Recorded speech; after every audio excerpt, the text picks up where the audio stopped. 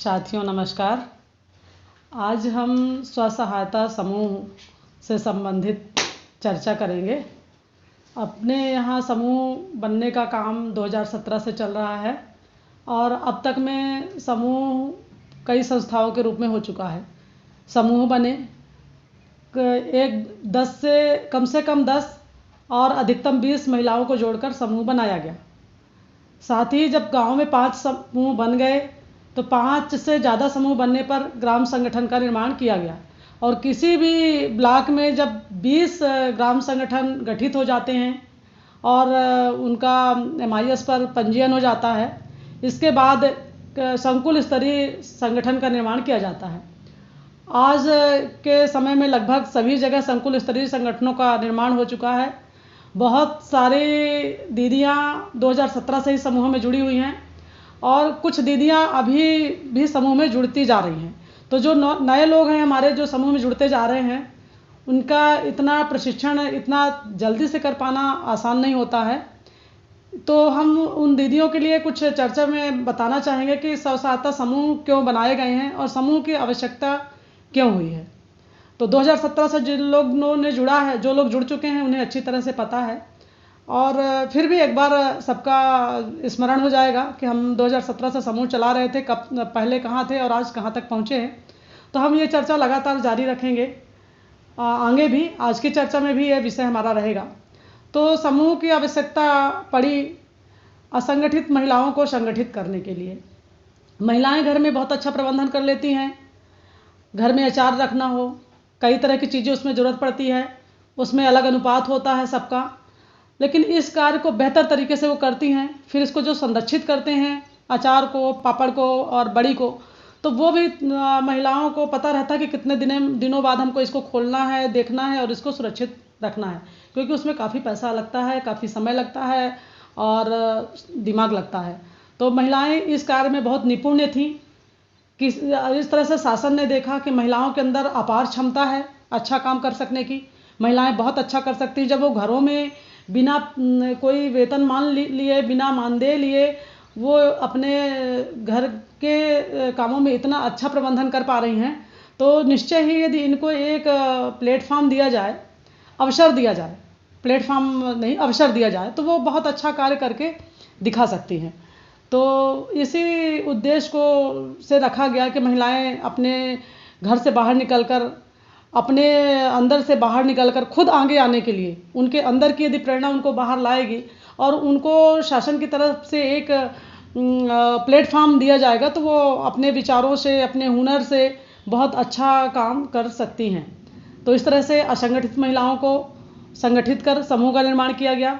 समूह का निर्माण करने के बाद महिलाओं को प्रशिक्षण के माध्यम से बताया गया कि यह निर्माण आपको सामाजिक और आर्थिक रूप से आगे आने के लिए, आपको बढ़ाने के लिए किया गया।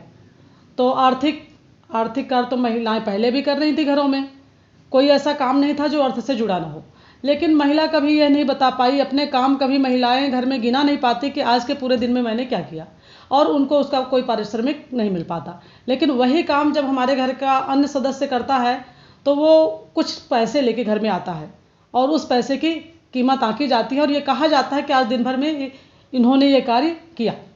तो महिलाओं को भी अवसर दिया जाए और निश्चय ही वो बढ़िया काम करेंगी। इसी उद्देश्य से महिलाओं को ही समूह में जोड़ा गया, क्योंकि राष्ट्र निर्माण में कहीं ना कहीं महिलाएं जो घर से बाहर नहीं निकली थी, काम तो कर ही रही थी, पर उनके प्रबंधन की ज़रूरत राष्ट्र को पड़ी, इसलिए महिलाओं को समूह में जोड़ा गया। महिलाओं के अंदर कोई ऐसी नहीं थी कि उनके अंदर क्षमता नहीं थी, बस उनको अपनी क्षमता को प्रदर्शित करने का समय नहीं मिला था। तो अब समूह में आर्थिक प्रयास के लिए 3 तरह की चीज़ें हैं। RF है, जिसे चक्रीय कोष बोलते हैं, और ये प्रत्येक समूह में आज के समय में एक समूह में 20,000 रुपये की राशि, RF राशि प्रदान की जाती है, जिसमें महिलाएं इसका लेन देन करके अपनी छोटी मोटी ज़रूरतों को पूरा करती हैं और यदि गतिविधि छोटी है तो उसे भी कर लेती हैं। इसी तरह से CIF होता है, जो ग्राम संगठन स्तर पर दिया जाता है। अब वो अभी तो संकुल स्तरीय संगठन में दिया जाता है, लेकिन ये पहले ग्राम संगठन स्तर पर दिया जाता था।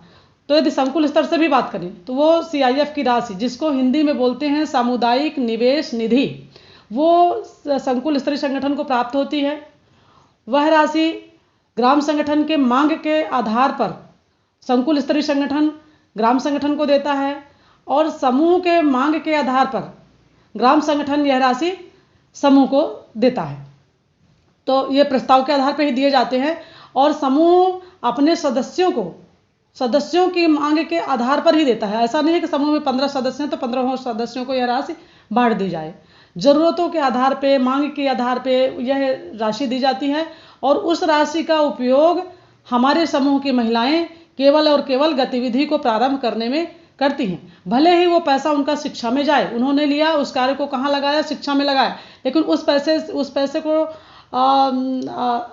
बोलेंगे कि कहीं ना कहीं वो हमारी गतिविधि पे होता है और उससे जो कमाई होती है उससे उनके बच्चों की शिक्षा आगे बढ़ती है। जैसे किसी दीदी ने लिया, उसने किराना दुकान किया, अब किराना दुकान के बाद कम से कम इतनी आमदनी तो हो ही जाती है कि घर के बाकी सदस्यों का साथ साथ बच्चों का भी भरण पोषण अच्छी तरह से किया जा सके, उनकी शिक्षा पे खर्च किया जा सके, उनके अन्य स्वास्थ्य पे खर्च किया जा सके, उनकी मानसिक बुद्धि बढ़ाने के लिए जो भी अन्य चीज़ें भी ज़रूरत है उसको भी, उनको कम्युनिकेशन से जोड़ने के लिए भी बहुत सारी चीज़ों की ज़रूरत पड़ती है।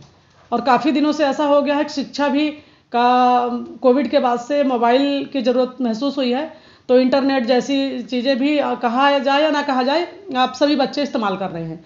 तो इन सभी चीज़ों के लिए भी हमें पैसों की ज़रूरत थी और ये इसके लिए महिलाओं को अच्छा लग रहा कि वो भी कमाई कर रही हैं और अपना योगदान अपने बच्चों पे कर रही हैं। उसको अच्छे से वो मतलब अपना निर्णय ले पा रही हैं कि हाँ हमारे बच्चे को पुस्तक की ज़रूरत है, पेन की ज़रूरत है, कॉपी की ज़रूरत है, तो ये चीज़ होना चाहिए।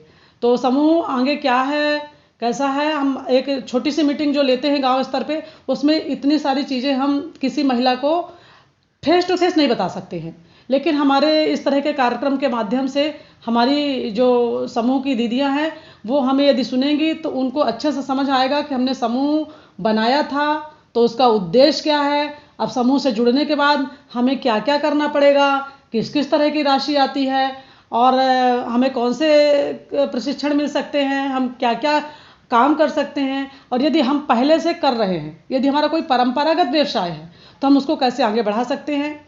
और बात रही लेन देन की, तो हम कैसे वापसी कर सकते हैं, कैसे किस्तें बनेंगी, क्या हमको ब्याज लगेगा, कैसे हम उसको दे पाएंगे, उसका आधार क्या होगा, लिखा पढ़ी कैसी रहेगी। तो जो दीदियाँ 2017 से जुड़ी हैं उन्हें सारा कुछ पता है और जिन्हें नहीं ध्यान दिया था पहले समूहों में, वो भी यदि ध्यान से इसको सुनना चाहेंगे तो आने वाले अपने प्रत्येक वीडियो में हम इस पे विस्तार से चर्चा करेंगे। कबीरदास जी ने कहा था कि करत करत अभ्यास के जड़मत होत सुजान, रसरी आवत जाति ही सिल पर होत निशान। तो यदि हमारे पानी भरने से, कुएं से जब हम पानी खींचते हैं तो उसमें कुएं के बगल में जो पत्थर लगे रहते हैं उन पे भी रस्सी का निशान पड़ सकता है। तो जब एक रस्सी पत्थर पे निशान डाल सकती है तो हम लोग जब बार बार उसी प्रक्रिया को बार बार करेंगे तो हम भी उसके बारे में बहुत अच्छा ज्ञान प्राप्त कर लेंगे और हमारी सामाजिक और आर्थिक प्रगति सुनिश्चित है। धन्यवाद दीदियों। मैं चाहूँगी कि आप लोग वीडियो को सुने और लगातार कोई भी वीडियो मिस ना करें, चैनल को सब्सक्राइब करें और उसमें अपने कमेंट भी हमें मैसेज बॉक्स पे दे दें कि इसमें और क्या हम आपके लिए कर सकते हैं। यदि आपको अलग से भी कुछ ज़रूरत है समूह की जानकारी लेने के लिए तो हम आपको मैसेज के माध्यम से देंगे और मेरा नंबर भी आपको मैं शेयर कर दूँगी। धन्यवाद।